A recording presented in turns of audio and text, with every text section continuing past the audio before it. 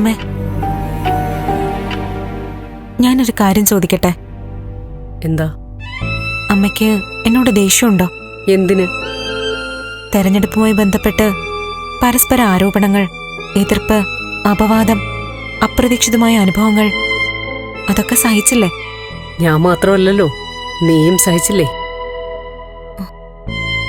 ഞാൻ കടുത്ത ഭാഷയിൽ പലപ്പോഴും വിമർശിച്ചു,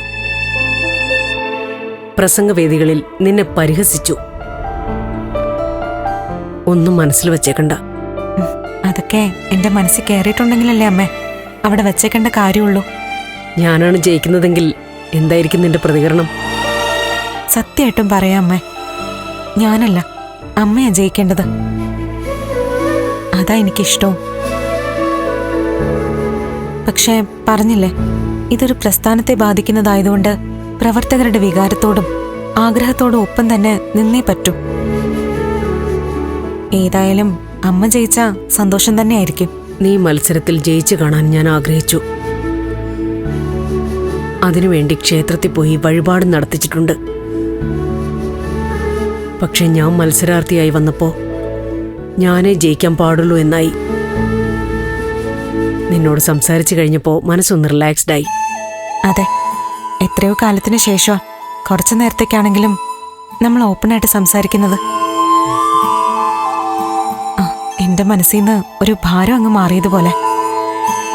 അപ്പൊ ശരി, നാളെ നമ്മളിൽ ഒരാളുടെ ജീവിതം അടിമുടി മാറാൻ പോവാ. ഈ വീട്ടുമുറ്റത്ത് വീണ്ടും MLA ബോർഡ് വെച്ച വാഹനം വരും. അതിൽ കയറിപ്പോകുന്നത് നീയാണോ ഞാനാണോ എന്ന് നാളെ അറിയാം. നീ പോയി കിടന്നുറങ്ങ്. ചെല്ല്, കിടന്നുറങ്ങ്. Good night. Good night.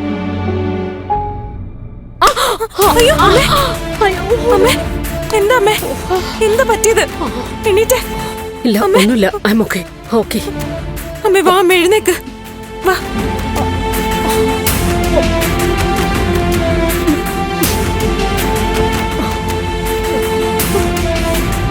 കുഴപ്പമൊന്നുമില്ലല്ലോ അമ്മേ?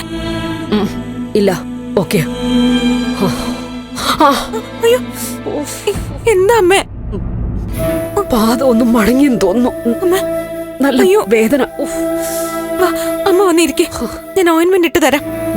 വേണ്ട, സാരമില്ല, ഇപ്പൊ ശരിയായി. അത് നോക്കണ്ട, വേദന ചിലപ്പോ വീണ്ടും വന്നേക്കും. അമ്മ വന്നിരിക്കെ, വാ വാ.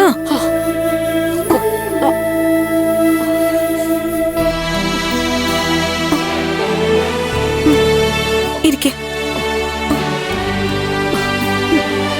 നല്ല വേദനയുണ്ടോ അമ്മ? കുഴപ്പമില്ല. ഞാനൊന്ന് നോക്കട്ടെ. അയ്യോ,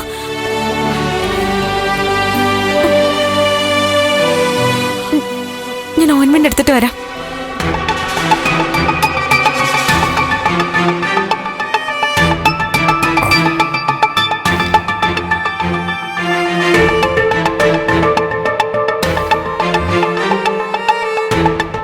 പ്രഭ ഏതെവിടെ പോയി? പ്രഭ,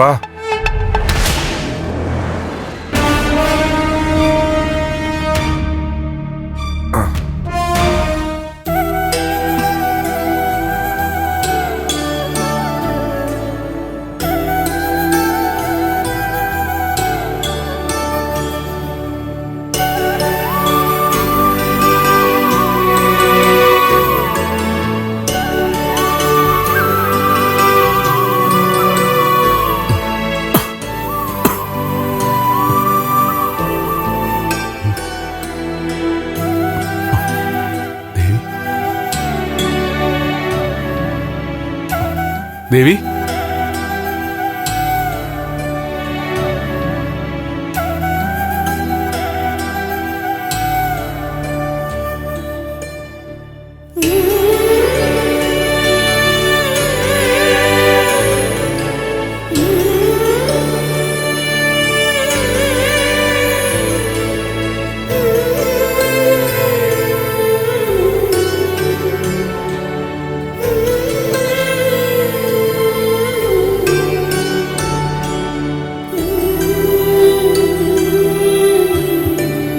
ഇപ്പോഴും വേദനയുണ്ടോ അമ്മേ? നല്ല ആശ്വാസമുണ്ട്.